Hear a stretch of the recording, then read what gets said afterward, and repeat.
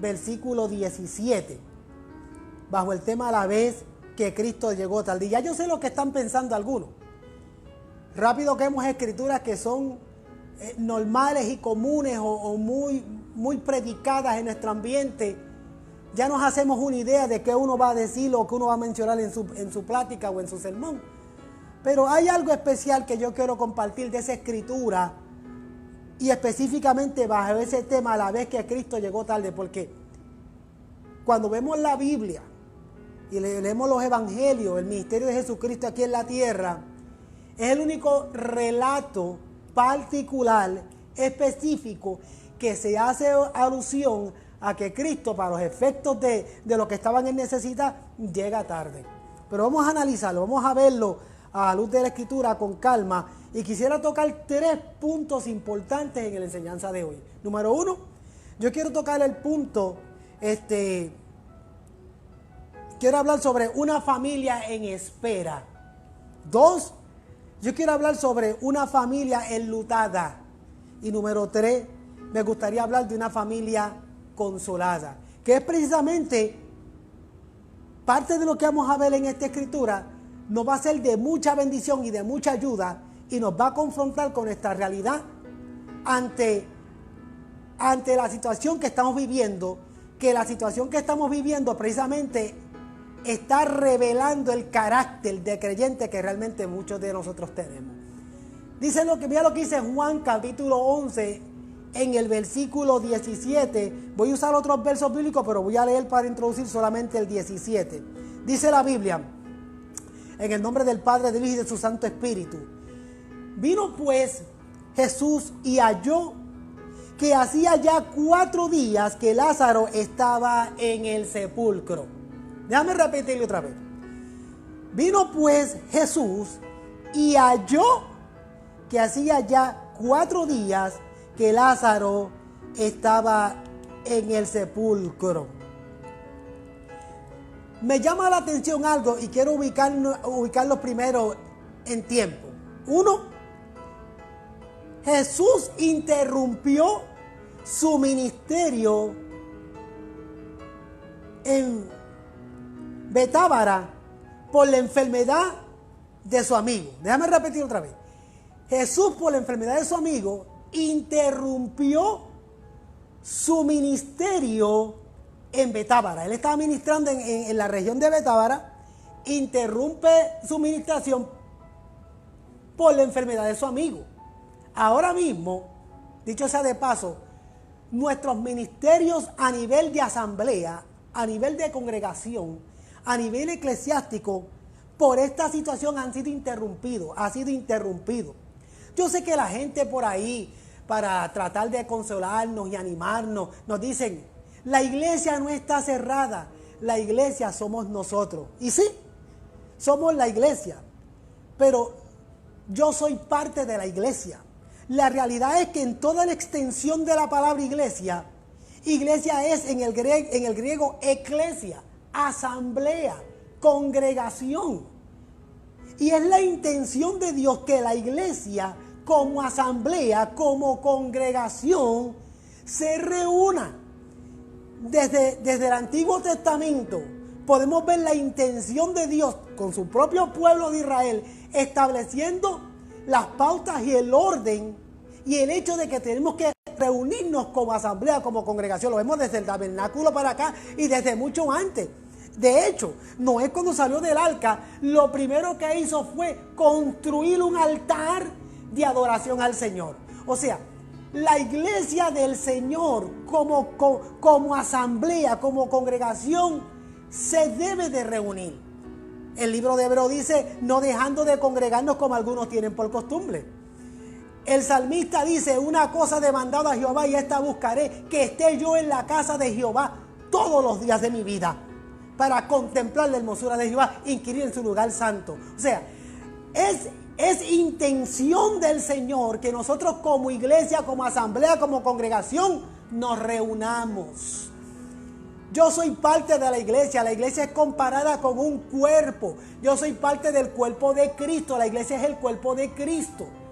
Por lo tanto, la iglesia como asamblea, como congregación, porque nos reunimos en diferentes congregaciones bajo diferentes nombres, nuestro ministerio ahora mismo ha sido interrumpido de esa manera. Ahora tenemos que adorar como familia, como iglesia, pero como familia, en nuestros hogares. Aquellos que viven solos, pues adoran solos, meditan solos, como iglesia que son parte del Señor, porque somos parte de la iglesia universal. Pero la realidad es que aun cuando nos quieran animar de esa manera, la realidad es que nuestro ministerio ha sido como asamblea, como congregación, ha sido interrumpido. Y eso implica los ministerios dentro de las congregaciones. Porque dentro de todas las congregaciones hay ministerios. Hay ministerios de niños, de jóvenes, de damas, de caballeros, de evangelismo, de ayuda al necesitado, y de tantos otros ministerios dentro de las congregaciones. Y todos esos ministerios en este momento a nivel mundial han sido interrumpidos, no por la enfermedad de un amigo, sino por una plaga que está atacando a toda la humanidad, y dentro de esa humanidad, hermanos en la fe, amigos, familiares y no sé cuántas personas más, y muchos más que no conocemos. O sea, nuestros ministerios como iglesia están siendo interrumpidos por esta situación. Y ¿sabes qué? No es del todo una mala noticia, porque esta interrupción nos va a llevar a nosotros a meditar en nuestros caminos. Este es el momento donde nosotros revelamos realmente nuestro carácter como cristianos. En esta situación que estamos viviendo se va a reflejar a flor de piel nuestro carácter como creyentes del Señor y como congregaciones. Nosotros los pastores, los líderes, aquí es que se refleja el carácter de nosotros como pastores y como líderes. Yo tengo que hacer una interrupción tengo que hacer un paréntesis para decir algo que no me gustaría decirlo, pero como parte de esta enseñanza lo tengo que decir. Iglesia del Señor, líderes, pastores que me ven, que me escuchan. Es un momento de interrupción eclesiástico. Y Dios tiene propósito en todo. Dios es soberano. Entonces vamos a ubicarnos. Es vergonzoso que en tiempos como los que estamos viviendo, en tiempos como los que estamos ahora mismo pasando, hayan pastores y hayan líderes que usen las redes sociales para traerle a la memoria a sus congregantes sus diezmos y sus ofrendas. ¡Qué vergüenza! ¡Qué vergüenza! Entonces los políticos y los programas de farándula y los programas los programas que son enemigos del evangelio toman ventaja de eso para burlarse de nosotros. Pero es que es una realidad. Cuando un pueblo está en crisis, como la crisis que estamos viviendo ahora, hay cosas que se ponen a un lado y que se esperan. Mire, mi hermano, si el gobierno está negociando para que se aplacen las hipotecas 3 meses, si el gobierno está negociando para extender el sometimiento de los taxes hasta julio y tal vez un poco más con las prórrogas que dan, si el gobierno está buscando aprobar paquetes para traer ayuda financiera a las familias que se quedan sin trabajo, o las familias que quedan cesanteadas de sus trabajos, las familias que aun cuando trabajan pero no trabajan las horas completas, si el gobierno está buscando ayuda, es más, hay empresas multimillonarias que están donando, que están interrumpiendo su producción regular para producir algo que se necesita en este momento. Ayer vi un anuncio de una empresa de alcohol, no voy a mencionar el nombre porque yo no tomo alcohol y tampoco le voy a promocionar ningún nombre de eso, pero una empresa que produce alcohol en mi isla de Puerto Rico interrumpió su producción de alcohol para dedicarse a producir hand sanitizer para distribuirlo. ¿Ve? Todo el mundo está interrumpiéndolo todo, frenando todo para invertir en ayudas y entregarle al pueblo lo que necesiten ante esta crisis de necesidad. Todo el mundo lo está haciendo. ¿Por qué? Porque lo demás ya lo vamos a ver. Más adelante ya veremos cómo nos va. Porque el gobierno está negociando. Están buscando la manera de que nosotros, por este tiempo, como no es culpa nuestra, Yo no estoy en mi casa porque yo quiero, yo estoy en mi casa porque tengo que estar aquí. Porque es una orden, es un toque de queda, en algunos casos es una cuarentena sugerida, en otros casos va a ser obligatorio. Hoy en Houston, la jueza de nuestro condado ya impuso la ley de cuarentena obligatoria. A partir de las 12 de la noche de hoy, ya en Houston no se puede poner un pie en la calle hasta el 3 de abril. Entonces el 3 de abril van a analizar si lo van a seguir extendiendo. Y en muchos lugares está mucho más fuerte. En Nueva York ya tiraron todos los militares a la calle y van a ser cada día más fuertes y van a tratar de que la gente se mantenga resguardada por esta gran crisis. O sea, está todo siendo interrumpido, y como no es culpa de los trabajadores, pues no pueden ir al trabajo, no pueden producir. Por lo tanto, van a buscar ayudas para ver cómo le hacen por ese tiempo que están sin trabajar, tratar de cubrir eso. Mira, aquí se están reflejando muchas cosas. Jesús interrumpió su ministerio en Betara por la enfermedad de su amigo. Nuestros ministerios como congregación han sido interrumpidos por esta crisis, y todavía hay líderes y pastores que tienen el cinismo y el dichoso descaro de, a través de las redes sociales, estar acordándoles a sus congregantes: no se olviden de los diezmos y de la ofrenda, y hasta incluso ponen post poniendo los números de ATH y todo lo demás. Yo quiero que usted sepa algo. Si usted quiere hacer eso, usted tiene que hacerlo de manera privada. Váyase al inbox de cada uno de los hermanos de la iglesia y ponga la información en el inbox o a través del texto. Eso refleja otra cosa. Eso refleja, querido líder, que usted no ha sabido educar su iglesia. Porque hay muchos hermanos que, independientemente de la crisis, no se van a olvidar de su responsabilidad con la iglesia porque están bien enseñados. Pero los líderes que no enseñan bien a su iglesia, que no le enseñan la Biblia como Dios manda, que no los educan en la palabra de Dios, son los líderes que tienen que estar recurriendo a estos métodos vergonzosos que dan un testimonio que desear. ¿Por qué? Porque no han sabido enseñarle a la iglesia, preocupados más por los bienes de la iglesia que las necesidades del pueblo. Yo creo que todas las iglesias tienen que tener un fondo de reserva para las emergencias. Busque los fondos de reserva para atender las emergencias por los próximos 2 o 3 meses. Si usted es una iglesia que vive al día, eso es otra vergüenza más. Aleluya. Porque la fe se fundamenta en la confianza en el Señor. La fe no es dando palos al aire y haciendo boberas y tonterías y palos al aire. No, la iglesia tiene que tener un fondo de reserva para cubrir esas necesidades.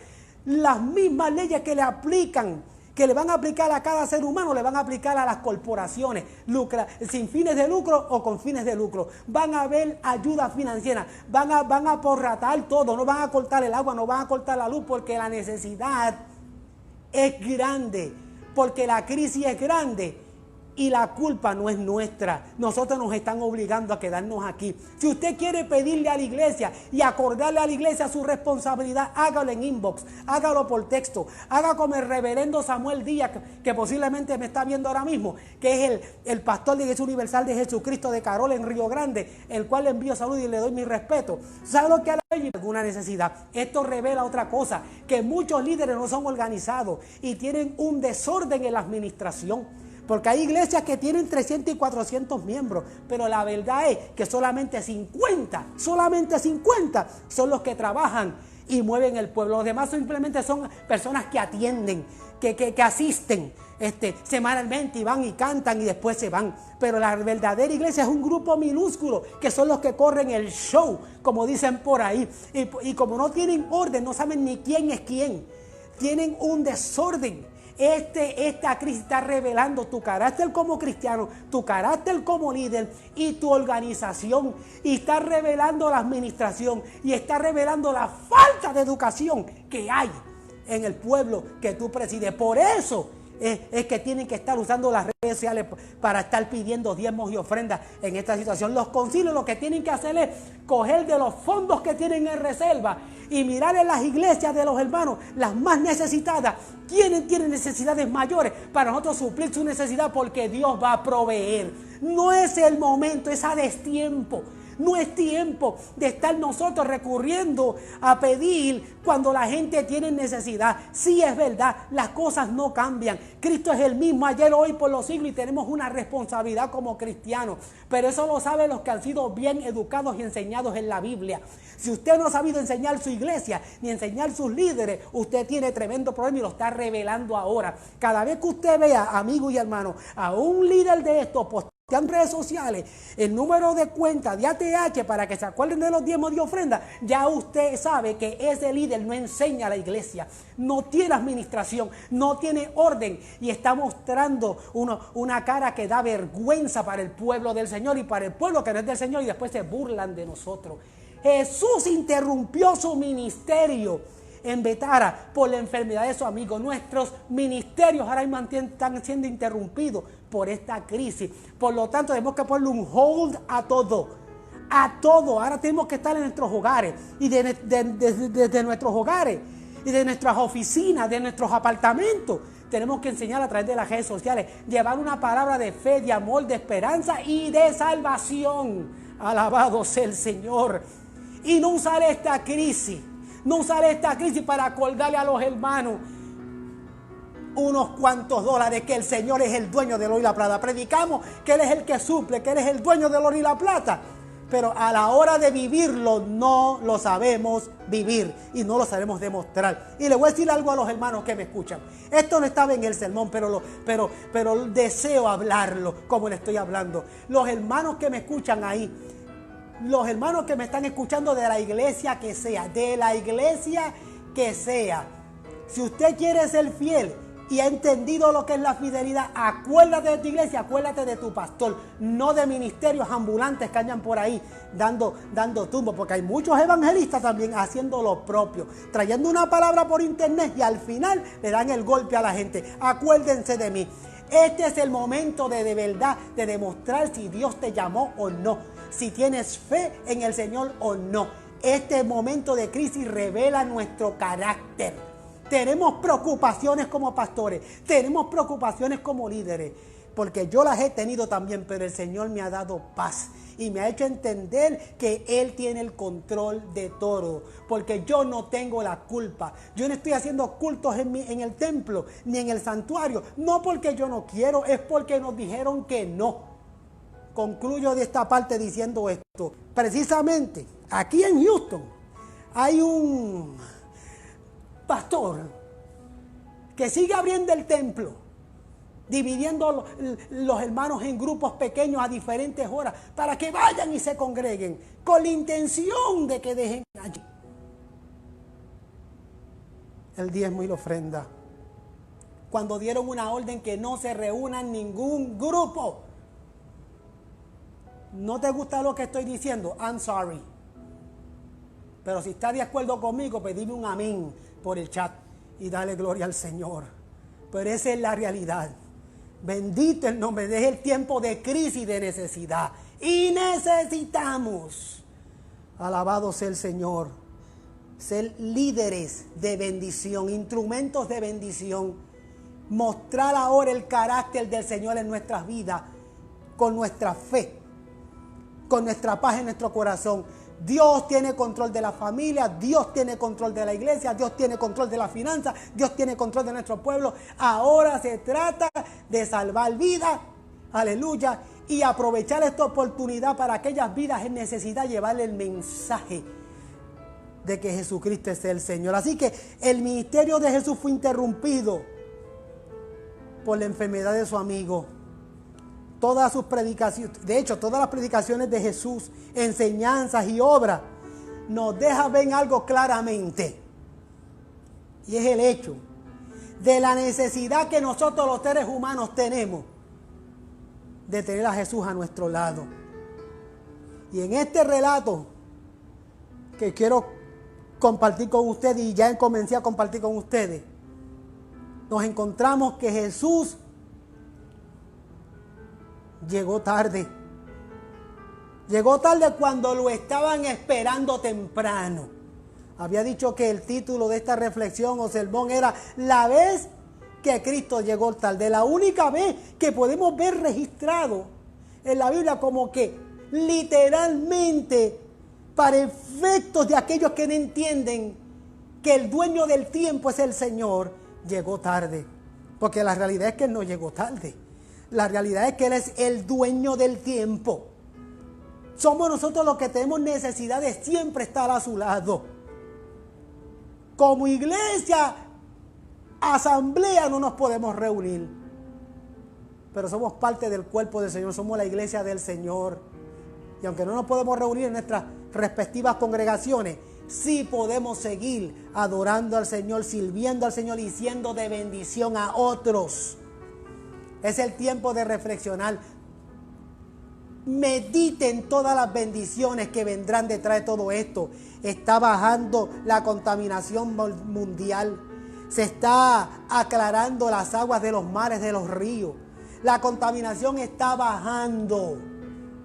Es tiempo para invertir con la familia. Es tiempo para invertir en oración. Es tiempo para invertir con aquellos que nos quieren. Es tiempo de frenar y buscar descanso, porque hay gente que ni duermen, ni descansan.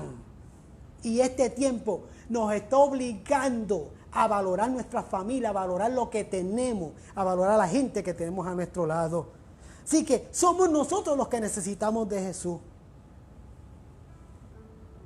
Pero sí vemos en este relato a un Jesús, para efectos de la familia, llegar tarde cuando le estaban esperando temprano.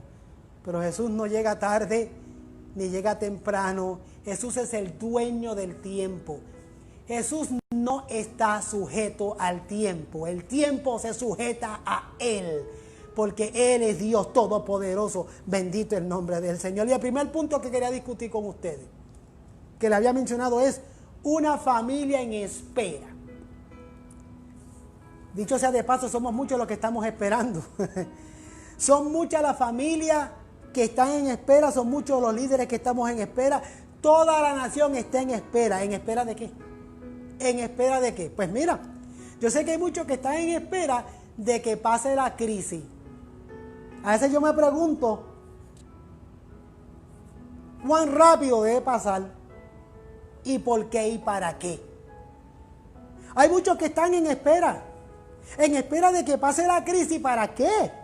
Oh, ya sé, para continuar su vida pecaminosa como la tenían. Hay gente que están aprovechando este tiempo no para lo que yo acabo de mencionar, invertirlo en familia, invertirlo en oración, invertirlo en descanso, en meditación por sus caminos. No, hay muchos que ya están pensando, ideando, maquinando proyectos pecaminosos en sus vidas para lanzarse a cuando pase esta crisis, seguir su vida de pecado lejos del Señor. Eso yo lo puedo entender en el mundo artístico, eso yo lo puedo entender en el mundo político, pero en el creyente también puede pensar y puede meditar y reflexionar todo el tiempo que se perdió de ministración, y que cuando pase esta crisis, todo lo que yo pude haber hecho, ahora sí yo lo quiero hacer. Eso sería maravilloso. Pero son muchos de los que me están viendo y me están escuchando, familiares y amigos míos que no sirven a Dios, que están esperando que pase la crisis. Y yo me pregunto, ¿para qué están esperando que pase la crisis? ¿Para continuar tu vida desenfrenada? ¿Para continuar tu vida desenfrenada de pecado? ¿Para continuar tu vida sin acercarte al Señor? Sin hacer, como yo siempre he dicho, el mínimo. ¿Sabes cuál es el mínimo? El mínimo es por lo menos ir el domingo a la iglesia y congregarte. Eventualmente Dios hará un milagro en ti. Hay gente que están esperando que pase la crisis. Vuelvo y repito, ¿para qué? Aquí hay una familia esperando. Si usted va al versículo 1 del capítulo que acabamos de leer, el capítulo 11, dice: estaba entonces enfermo uno llamado Lázaro de Betania. Que dicho sea de paso, Lázaro significa Dios es mi ayuda. Estaba enfermo uno llamado, lo voy a mencionar mejor con el significado. Estaba entonces enfermo uno llamado Dios es mi ayuda. Qué hermoso se oye de esa manera. Está enfermo uno que reconoce que Dios es su ayuda. Lázaro es el enfermo y precisamente significa Dios es mi ayuda. O sea, está en crisis uno que significa Dios es mi ayuda. ¿Sabes qué? Ese es el problema de mucha gente. ¿Sabes que hay mucha gente que dicen, pero ¿para qué buscar de Dios si yo soy bueno? ¿Para qué ir a la iglesia si yo soy bueno? Qué triste tu caso. No te has dado cuenta que eres un miserable. Porque una persona que se cree buena no se ha dado cuenta de su miseria, de su vida miserable pecadora. Porque bueno no hay ninguno, por cuanto todos pecaron. Todos tenemos que reconocer que necesitamos al Señor. Hay gente que dicen, pero es que mi vida no cambia, pero es que nada cambia en mi vida, pero que va a cambiar. Si para ser transformado tiene que Cristo llegar a tu vida. Y para que Cristo llegue a tu vida, primero tú tienes que reconocer tu miseria. Primero tú tienes que reconocer que tú eres un pecador. Mientras tú no aceptes que tú eres un miserable, que necesitas al Señor, que eres un pecador, mientras tú no aceptes eso, nada va a cambiar. Absolutamente nada. Vi a alguien en la internet los otros días escribir en uno de los en el Facebook. Pero ¿y por qué yo soy un pecador si yo no estaba allí cuando Adán y Eva yo no estaba allí cuando Adán y Eva hicieron lo que hicieron? Allí en Adán y Eva, allí estábamos todos representados. La raza humana completa estaba representada allí en Adán y Eva. Y mientras tú no reconozcas que eres un pecador, mientras tú reconozcas tu miseria espiritual, nada va a ocurrir en tu vida. La bendición y los cambios comienzan, la transformación, la conversión comienza cuando tú reconoces. Y el reconocer te lleva a arrepentirte delante del Señor. Entonces va a comenzar la transformación y se te va a hacer imputada la justicia y la santidad de Jehová, aun cuando no la merecemos. Pero me gusta lo que Juan añade. Si usted va al versículo 3, Juan añade esto. Enviaron pues las hermanas para decir a Jesús, Señor, he aquí, el que amas está enfermo. Eso mira lo que Juan añade. Envían a las hermanas a que le digan a Jesús, el que ama está enfermo. Hay algo que yo quiero que usted note en ese versículo. Ese versículo no está solicitando la venida de Jesús. Porque la realidad es que basta con que Jesús lo sepa. Basta con que Jesús lo sepa, porque Jesús al que ama no abandona, entiéndenlo. Ese versículo 3 no está solicitando que el que Jesús vaya. Lo que está es simplemente recibiendo la información de que el que tú amas está enfermo. Basta con que Jesús sepa que su amigo está enfermo. Basta con que Jesús sepa y tú reconozcas que tú eres un pecador y que tú necesitas al Señor y que tú necesitas que el Señor transforme tu vida. Basta con que tú admitas, creyente que me escucha, descuidado, creyente que me escucha, que estás frío, que estás en dos aguas, que tal parece que esa conversión no ha sido genuina. Basta con que Jesús lo sepa y lo sepas tú. El Señor va a venir en tu ayuda, porque el que ama no abandona. Esas palabras las dijo San Agustín. Pero mira la plegaria de ella.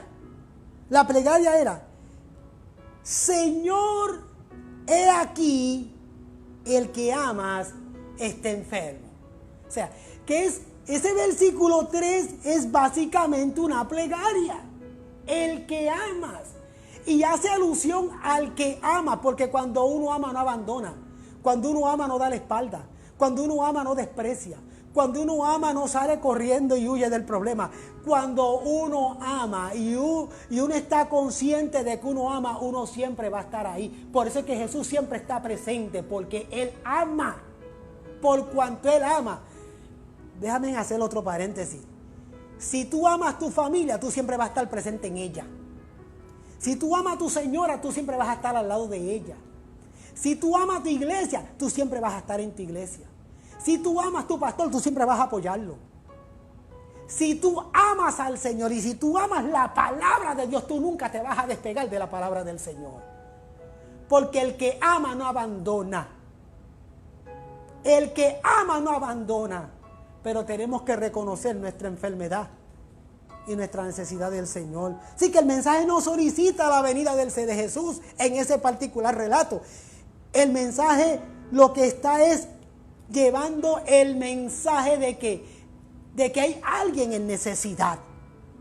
Y como ellos saben que Jesús ama, Jesús no nos va a abandonar. Oyéndolo Jesús, versículo 4, oyéndolo Jesús, les dice claramente, esta enfermedad no es para muerte, sino para la gloria de Dios. Déjame decirlo bien fuerte, para que el Hijo de Dios sea glorificado. El único protagonista y que se merece toda la gloria se llama el Señor Jesucristo. En esta ocasión, la intención de Jesús no es privarle definitivamente la vida, sino que entendamos que eso es una muerte temporal. Eso es una muerte temporal. Para Dios manifestar su poder en un milagro de resurrección. Y ese es el milagro más grande que mucha gente necesita ver en sus propias vidas ahora mismo. Ver el milagro de la salvación, de que se haga la realidad de la resurrección de Cristo en tu vida. Si hay algo que a mí no me gusta hacer como pastor, es bajar a la gente a las aguas, porque simplemente hayan cumplido la edad. Yo recuerdo cuando yo cumplí los 12 años, eso era lo primero que querían hacerme. Mira, ya tú tienes 12 años, vamos a bajarte a las aguas. Y yo todavía bien, como dicen los mexicanos, bien luris, todavía no entendía bien el proceso. Todavía estaba creciendo, madurando. Haga de cuenta, como decimos, no me había caído el 20. Entonces, ¿cuántos líderes hay llevando gente a las aguas más que porque cumplieron la edad? Y para tener un numerito al final del año como el récord, este año bautizamos 5, 6, 10, no sé ni cuántos más. Y hay veces que la gente... Mira, aquí hay una iglesia grandísima, aquí en Houston, grandísima, bastante famosa, que usted va y se convierte el domingo, y el domingo que viene, si usted llega allí, le espera una toga blanca y lo bajan a las aguas. Porque yo lo viví de cerca, de gente que de cerca conozco, sin saber si esa conversión fue real, sin saber si esa persona entendió. El caso de Felipe fue particular. ¿Y qué impide? Porque entendió el mensaje de salvación. Entonces hay gente que ya tiene la edad y hay que bautizarlo. Cuando el bautismo es agua, es una clara representación de que ya no vivo yo. Aleluya, de que vive Cristo en mí. Es un simbolismo público de lo que realmente ha pasado en mi vida, en la sangre del Cordero. Cuando el Espíritu Santo me bautiza en la sangre de Cristo y me resucita. Aleluya. La Biblia Nuevo Testamento, Vida Nueva, dice: esta enfermedad no terminará en muerte. Esto ha pasado para traer la gloria a Dios y para que el Hijo de Dios sea honrado también. Cuando oyó que estaba enfermo, versículo 6, se quedó 2 días más en el lugar donde estaba, en Bétara. La demora del Señor Jesucristo es difícil de explicar. Honestamente, a mí no me pregunten por qué Él se quedó 2 días más. Claro, podemos asumir para que el milagro de la resurrección sea más impresionante y todo lo que la gente se le ocurra pensar. La idea no es vender sensacionalismo, porque usted nunca va a ver en la palabra del Señor el sensacionalismo comprando las mentes y los corazones de la gente. 2 días más se quedó, pero no para crear un ambiente de sensacionalismo. No. Posiblemente, y esto lo digo yo, posiblemente lo hizo para demostrar que no era solo un ser humano, pues de serlo se hubiera apresurado. Porque ¿quiénes son los desesperados, Darío, que es el único público que yo tengo aquí? ¿Quiénes son los desesperados? Los seres humanos. No, pero hay por ahí un individuo que ahora enseña que Jesús no es Dios. No. Jesús es 100% hombre y 100% Dios. Por eso estoy diciendo que esos 2 días extra que se quedó por allá, quizás lo hizo para demostrar que no era solo un ser humano, pues de serlo, se hubiera apresurado. Porque los que son desesperados son los seres humanos. Jesús era 100% Dios y 100% hombre. Aleluya. Y tenía lo que muchos de nosotros como creyentes necesitamos: dominio propio, confianza en el Señor. Él podría revelar su poder sobre la enfermedad y la muerte. Además, como decía mi amigo Miguel Alicea en un sermón que predicó el domingo pasado, que dicho sea de paso lo compartí en mi página, lo pueden buscar y lo pueden escuchar porque está muy bueno. Como decía Miguel el domingo pasado en su sermón, Jesús es el dueño, el soberano, incluso de las crisis. Él es el soberano. Y en esta crisis y en esta situación que estamos viviendo, yo quiero que usted sepa que Jesús es el dueño de las crisis de la vida. Yo no voy a pelear con usted ni a discutir con usted quién lo permitió o quién no lo permitió. Ese no es el punto aquí en discusión. Yo lo que sí te puedo decir es que Jesús es soberano. Él es el Señor. Esa espera haría para mucha gente más impresionante el milagro. Pero eso no es lo que Jesús persigue.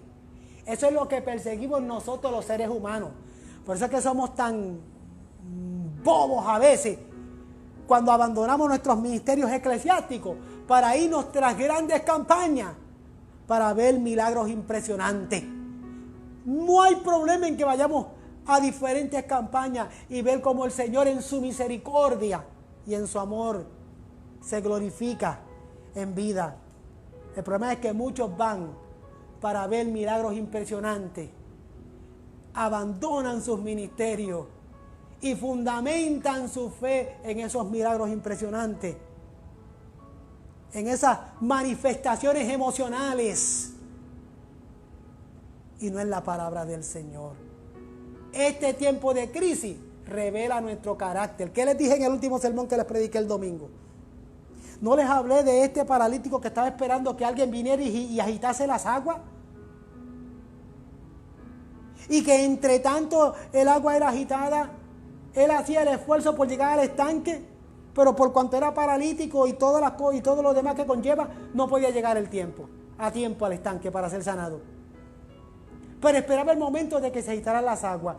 Vuelvo y te lo repito, en el tiempo que estamos viviendo ahora, ¿quién está agitando las aguas? Porque a nosotros nos encanta ir a diferentes eventos donde gente agita las emociones y explotan las emociones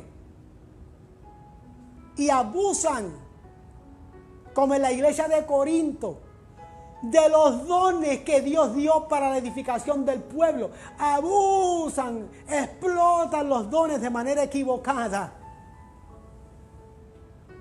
Y eso es lo que la gente compra. Yo pienso, Juan capítulo 2, versículo 7, está en Juan capítulo 2, versículo 7, yo pienso claramente que el Señor iba a obrar por iniciativa propia y no por órdenes humanas. Yo he tenido una experiencia hermosa a través de los años y yo he aprendido, y voy a ser bien cuidadoso en lo que voy a decir, bueno o cuán malo funde el vicio de acuerdo a las diferentes manifestaciones que hayan en ese servicio. Y luego, cuando llegamos a la casa, si no hubieron manifestaciones como las que yo espero, si no hubieran manifestaciones como las que yo espero y yo quiero, entonces yo digo, el culto no estuvo bueno. Todos los cultos son buenos. En todos los cultos Dios es glorificado porque se está hablando de la palabra de Dios. Te está enseñando la palabra de Dios. Somos nosotros los que estamos constantemente esperando una manifestación emocional para decir que el culto es bueno. Jesús obró por iniciativa propia. ¿Y qué quiero decir con esto? Le estaba diciendo que a través de los años he visto cómo yo me esfuerzo en organizar actividades en la iglesia, las que sean. Pero el mero día de la actividad, después de tanto esfuerzo organizándola, después de tanto esfuerzo decorando, después de tanto esfuerzo organizando, inversión de tiempo, dinero, después que me esfuerzo tanto en organizarla, por alguna razón, como que para efectos míos, como que el evento no fluyó como yo hubiese esperado que fluyera. Ese día la gente estaba más trancada. Ese día la gente, no sé si por el estrés o por la expectativa de las visitas, de lo que sea, la gente no tiene esa libertad para adorar al Señor. Nosotros adoramos al Señor 24/7 con nuestra vida. Pero cuando nos reunimos como congregación, como iglesia, nosotros vamos a cantar y adoramos al Señor. Diferentes estilos, y yo no voy a entrar en eso. Aunque hay muchos estilos por ahí que se salen del corral y del orden del Señor. Pero a eso es que vamos. Y nosotros los que nos gusta adorar y los que hemos dirigido adoración en algún momento dado en la iglesia, ¿cómo batallamos para ver a la gente expresar su adoración con alegría y con gozo? Lo vemos en sus rostros, llenos de cargas y de frustraciones.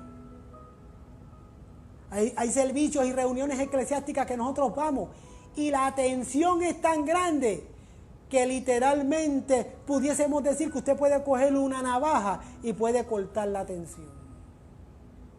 La pesadez, la falta de libertad y de gozo en el Señor dentro de uno que otro culto. Porque nosotros queremos, de hecho, se ha hecho famosa esta expresión, que yo quisiera que me la expliquen. Hemos venido para provocar al Señor. No, hombre. Estamos aquí en esta noche para provocar a Dios. Provoque al Señor. Esas son nuestras expresiones para manifestar el gozo del Señor. Provócalo.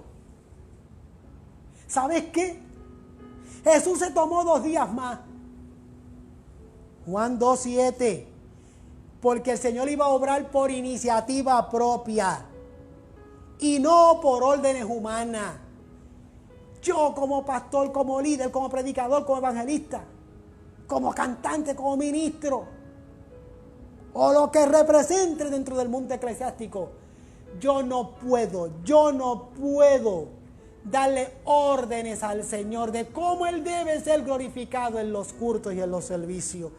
Lo mío es orar, prepararme, venir a adorar. Y si todos venimos en el mismo sentir y en el mismo pensamiento, el Señor habla en nuestras vidas, recibimos la palabra, somos edificados, crecemos, maduramos. Y el que no sirve al Señor es tocado por el poder del Espíritu Santo a través de la palabra predicada y cantada. Porque el Señor se glorifica, pero no por órdenes humanas. Y son muchos los que por ahí andan dándole órdenes a Dios. Ahora. Levántala ahora.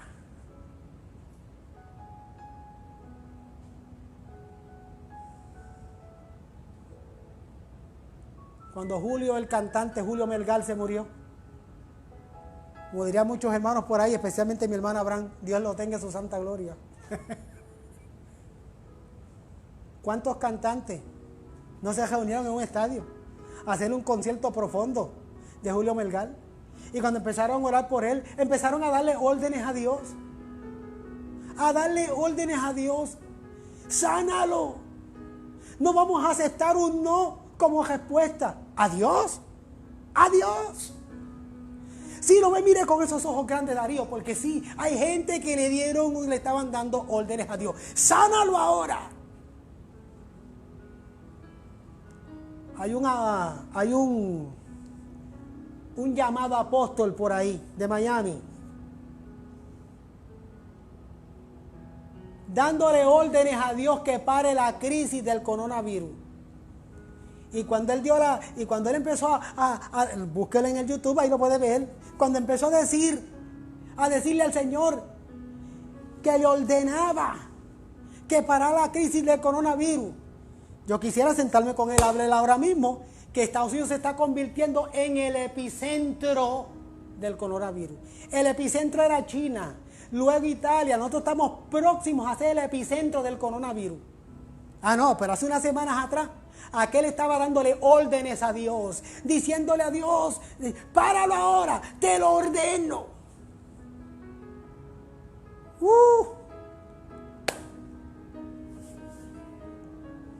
Dándole órdenes a Dios que pare el coronavirus, cuando claramente capítulo 24 del Evangelio según San Mateo es claramente ahí la escritura dice, la Biblia dice claramente que en los postreros tiempos, hágase de cuenta que desde que Cristo resucitó para acá, o desde la cruz del Calvario para acá, que estamos en los postreros tiempos, y van a ser tiempos de crisis, de plagas, de rumores de guerra, de hambre, de pestes, pestilencia y muchas más. Esta plaga o pestilencia ha sido mundial, pero han habido muchas más, pero cada vez aumenta más. Pero hay una plaga que hace años la tenemos en medio nuestro, que se llama el cáncer. Han habido plagas que nos han asustado y con el tiempo se controlan, pero nunca se ha podido controlar el cáncer, nunca. Y esa plaga se lleva gente todos los días. Hay otra plaga que se llama la diabetes, que se está llevando a miles de personas al hoyo. Lo voy a decir a los Borimex, porque me gusta los Borimex. La diabetes se está llevando mucho a la calaca, la huesuda se está llamando a mucha gente a través de la diabetes, del cáncer y otras enfermedades del corazón. Por miles se están muriendo por esas enfermedades. Esta de ahora es diferente porque es una plaga que no ha habido una cura, no se ha encontrado una cura y tenemos que estar resguardados para no seguir propagándola hasta que no se encuentre una vacuna que la controle. Por eso es que esto es algo particular y especial. Pero una vez la controlen y pase la crisis, todo vuelve más o menos a la normalidad. Pero la plaga del cáncer, de los problemas del corazón, de la diabetes, siguen ahí. Y cuando tú vas a las campañas y vas a estos eventos, la gente que le dan órdenes a Dios a favor de lo que ellos quieren que el Señor se glorifique y por órdenes de ellos, yo nunca los veo orando por la diabetes, por problemas del corazón, no. Ellos quieren que el Señor, darle órdenes a Dios que se glorifique en aquellos milagros donde puedan crear sensación en el pueblo. Y total, milagros como los tiempos de Jesús, casi no he vuelto a ver, muy pocos. Y muchos cuestionables. Y creo en el milagro, y creo en el poder de Dios, y creo que Dios levanta, y creo que Dios restaura, y creo firmemente incluso que Dios puede resucitar, aun cuando no hemos visto un milagro de resurrección literal. Hemos visto personas que eran diagnosticados muertos por unos segundos o minutos y han vuelto a la vida y cosas así, que yo no quiero entrar en esa discusión de si eso no es. Total, yo creo en el poder de Dios. Yo creo que Dios resucita. Pero no hemos vuelto a ver una resurrección después de 4 días de la persona enterrada. A no ser que sea como en estos países de Centro y Sudamérica, que muchos de esos países los entierran sin autopsia y posiblemente estaba vivo. Y después que lo enterraron, resulta que sí estaba vivo. Y ha habido casos particulares que los exhuman y resistieron 1 o 2 días allá debajo. Pero siempre estuvieron vivos. Por alguna razón, el cuerpo reacciona de una manera que se puede quedar inerte y uno pensar que uno estiró la pata y posiblemente sigue vivito y coleando. Cuando alguien está en coma, es prácticamente como si se hubiese muerto. Está ausente y muchos después de muchos años han vuelto a la vida. Al Señor no se le dan órdenes. Vuelvo y lo repito, Juan 2:7. El Señor obra por iniciativa propia. Él es el dueño del tiempo, Él es soberano, Él es el dueño de las crisis y yo no le doy órdenes a Dios. Yo me someto a la voluntad del Señor. Este tiempo va a revelar tu carácter de líder, tu carácter de cristiano, tu carácter de administrador eclesiástico. Este tiempo va a reflejar tu carácter de cristiano, como si es verdad que eres un hombre de paz, si eres un hombre de gozo, si eres un hombre de contentamiento, si eres un hombre y una mujer que ha aprendido a esperar en el Señor. Y muchos líderes han mostrado lo contrario. Punto número 2. Nombre Darío, voy por el 2. Make sure I have enough battery there so I can keep pushing.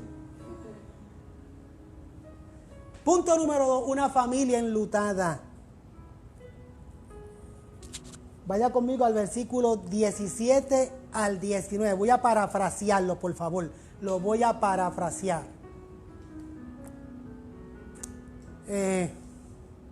Una familia enlutada, punto 2. Vino pues Jesús y halló que ya hacía 4 días que Lázaro estaba en el sepulcro. Y muchos de los judíos habían venido a Marta y a María para consolarlas por su hermano. Eso está entre los versículos 17 al 19. ¿Sabes que los judíos tenían muchas costumbres mortuorias interesantes? La primera, ¿sabes lo que hacían los judíos? Ellos ungían a los muertos con especias y ungüentos, que dicho de paso eran costosos, y los enterraban o los sepultaban lo antes posible. En un funeral de los judíos, esos funerales eran asistidos, apoyados y respaldados por toda la comunidad. Y en esos entierros se hacen unas procesiones funerarias que la encabezan las mujeres. Y después los varones le siguen. Y a los deudos no se le podía hablar. En la casa donde vivía el fenecido,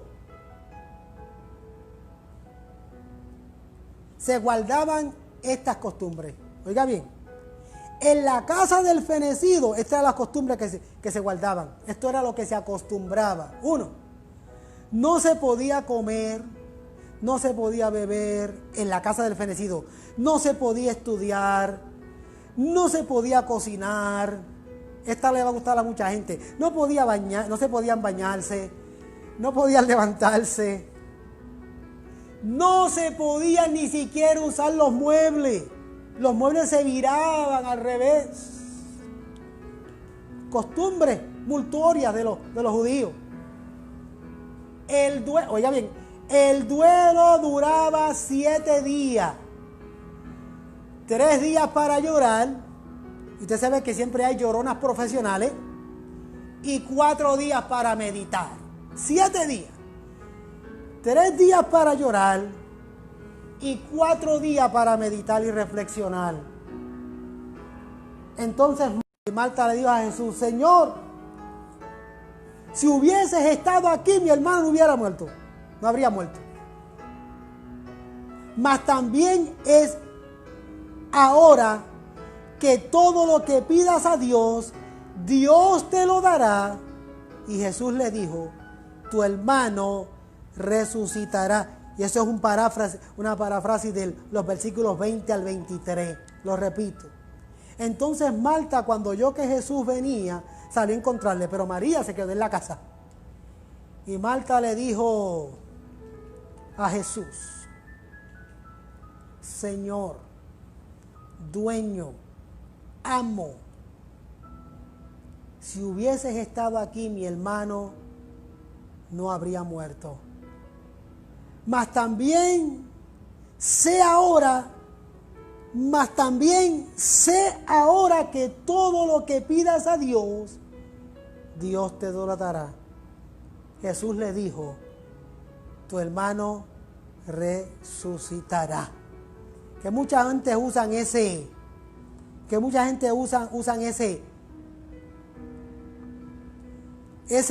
sé ahora que todo lo que pidas a Dios Él te lo dará. Y lo usan fuera de contexto.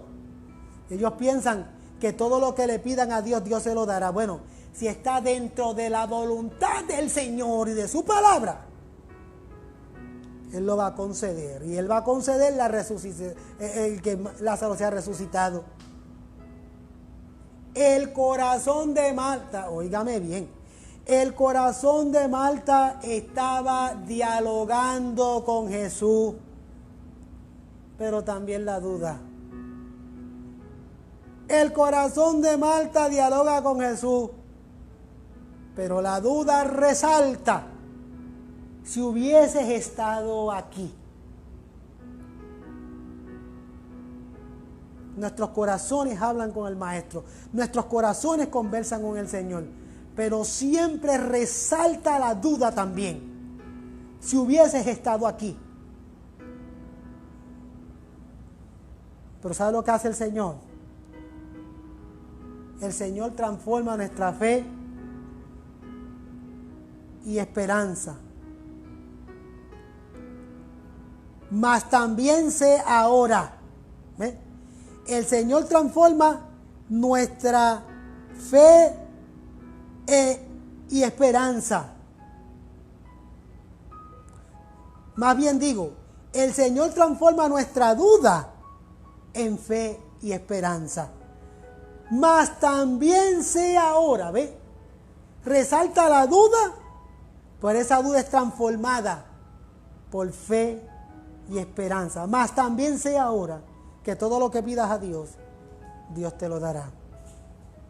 Habiendo dicho esto, fue y llamó a Marta, su hermana, diciendo en secreto. Ahorita lo dije al revés. Habiendo dicho esto, fue y llamó a Marta, su hermana, diciéndole en secreto, el maestro está aquí y te llama. Versículo 28. Ella, Marta, sabía llevar un mensaje de consolación a una vida quebrantada. Versículos 34 al 35. Y dijo, ¿dónde le pusiste? Le dijeron, Señor, ven y ve. Y Jesús lloró. Voy a repetir de ese verso 34 al 35. Dice, y dijo, ¿dónde le pusisteis? Le dijeron, Señor, ven y ve. Y Jesús lloró. Y lo impresionante de este pasaje bíblico es el hecho de ver a Jesús llorar. O por lo menos nosotros imaginarnos a Jesús llorando.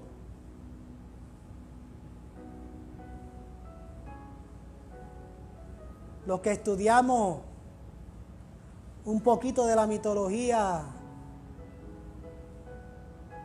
de dioses.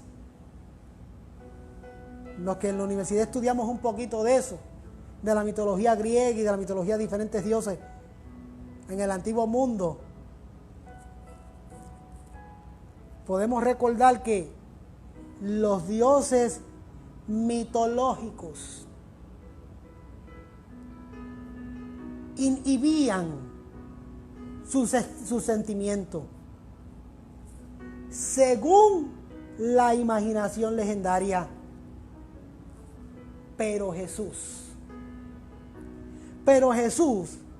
Dios encarnado, ¿usted ve? Dios encarnado, Emmanuel, Dios con nosotros, 100% hombre, 100% Dios, supo y experimentó las emociones y sentimientos humanos. Voy a repetirles otra vez.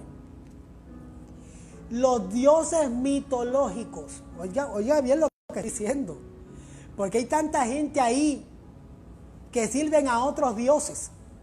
Los dioses mitológicos y muchos otros más, profetas, apóstoles y líderes, algunos reales que uno conoce por ahí, otros que están en la mente de la gente, que son mitológicos, porque las mismas costumbres mitológicas de los griegos las estamos viviendo hoy en día en el nuevo mundo de alguna manera, con esta nueva teología barata que hay por ahí.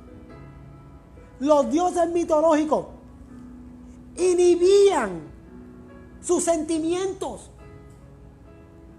los evitan, no los tienen. Son dioses mitológicos según la imaginación legendaria. Pero Jesús, Dios encarnado y Emmanuel, Dios con nosotros, supo y experimentó las emociones y sentimientos de su familia, de sus hermanos y de nosotros los humanos en general. Porque Jesús sí nos entiende. Jesús sí nos entiende. Jesús sí nos ama. Jesús entiende por lo que estamos pasando.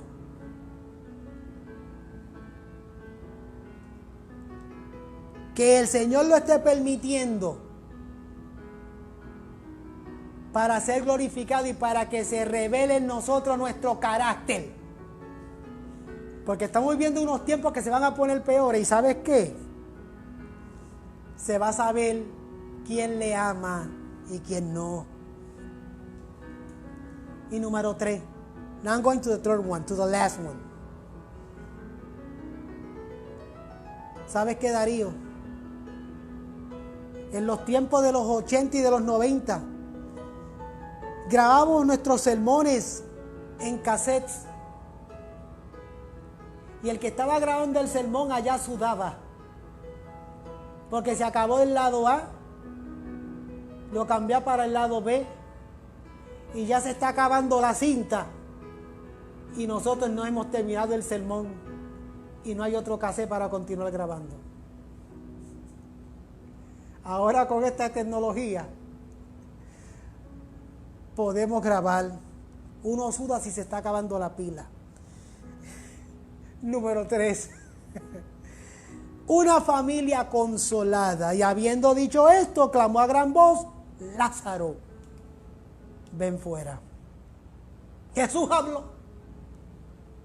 Y al oír su voz, el muerto recibió vida. ¿Qué significa esto? Que cuando Jesús pronuncia una orden, hasta la misma muerte tiene que obedecer al mandato del Señor. Jesús habló, dio una orden. ¿Sabes qué? Jesús es el único que puede dar órdenes. Jesús es el único que puede decretar. Jesús es el único que puede declarar. Jesús. Quítate esa costumbre, esa mala maña de estar declarando y decretando para que no te pase como el apóstol de Miami, que ordenó, declaró y decretó que se vaya el coronavirus. Y quién sabe si lo tienen toda la congregación. ¿Qué pasó con ese decreto? ¿Y qué pasó con esa orden?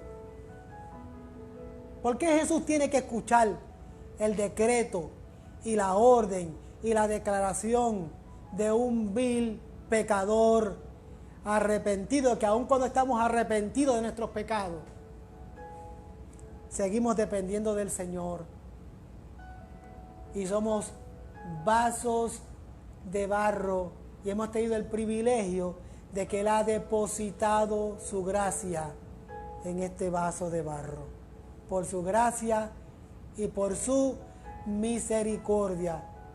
Entonces, abusamos de la gracia y de la misericordia del Señor. Hay que repetírselo porque parece que hay gente que no le entra en los sesos. Somos vasos de barro y por su misericordia derramó su gracia en nosotros. Bendito el Señor. Hay gente que como recibieron esa bendición de Dios, se toman el atrevimiento de declarar y decretar y de darle órdenes a Dios. Y Dios no ha hablado. Una vez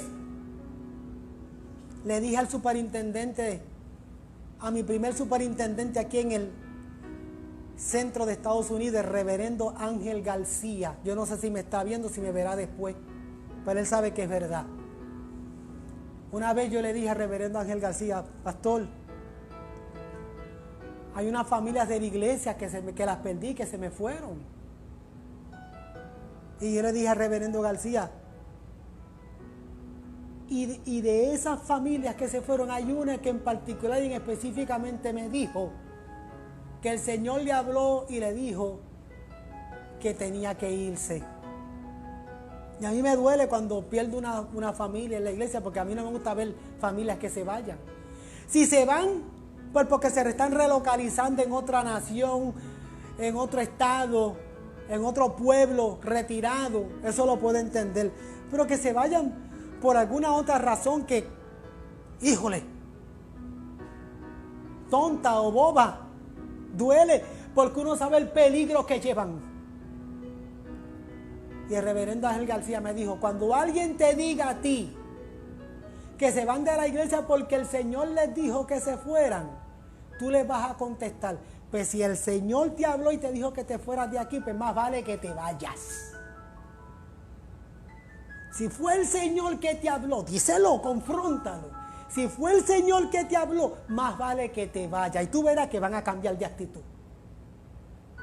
Porque por su gracia y su misericordia Él ha derramado su depósito en este vaso de barro.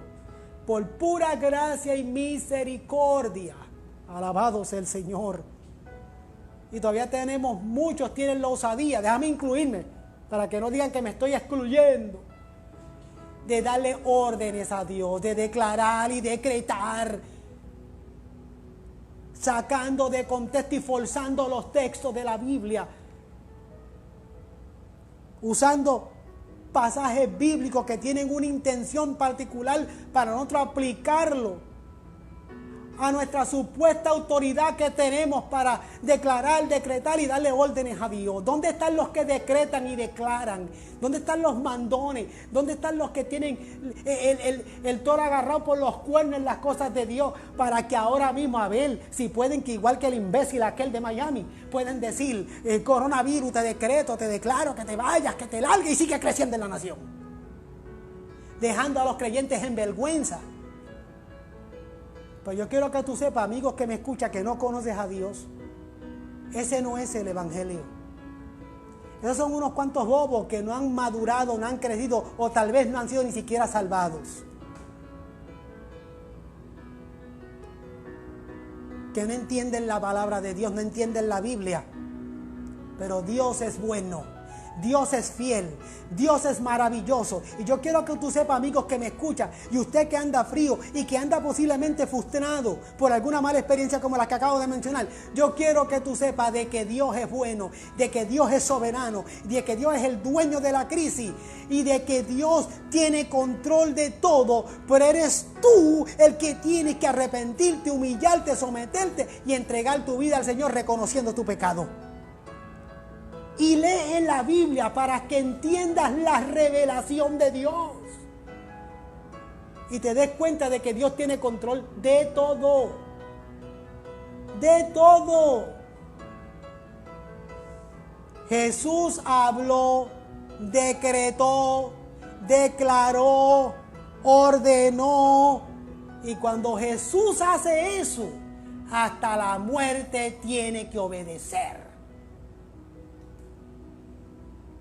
Versículo 44. Y el que había muerto salió atado de manos y de pies con vendas y el rostro envuelto en un sudario. Jesús les dijo: desatarle y dejarle ir. Jesús hizo la parte que a él le corresponde. ¿Cuál es la parte que a Jesús le corresponde? ¿Cuál es la parte que a Jesús le corresponde? A Jesús le corresponde lo imposible.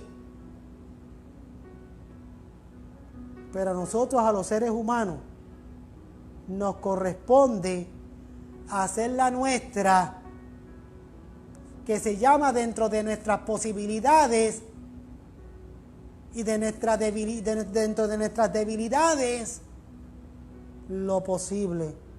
Que el mínimo de lo posible es reconocer y dar el paso de fe.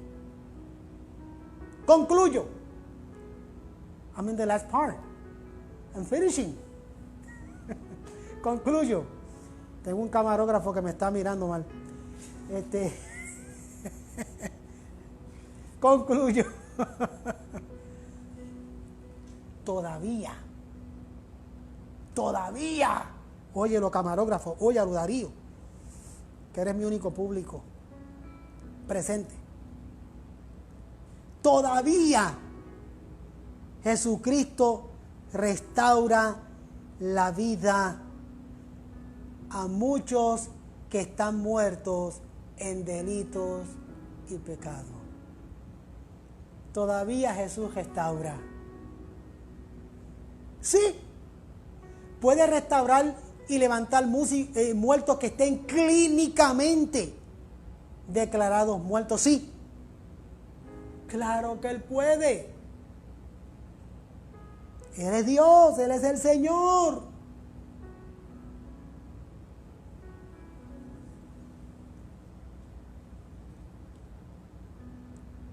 Pero lo más que le interesa al Señor es restaurar y levantar y resucitar tu alma.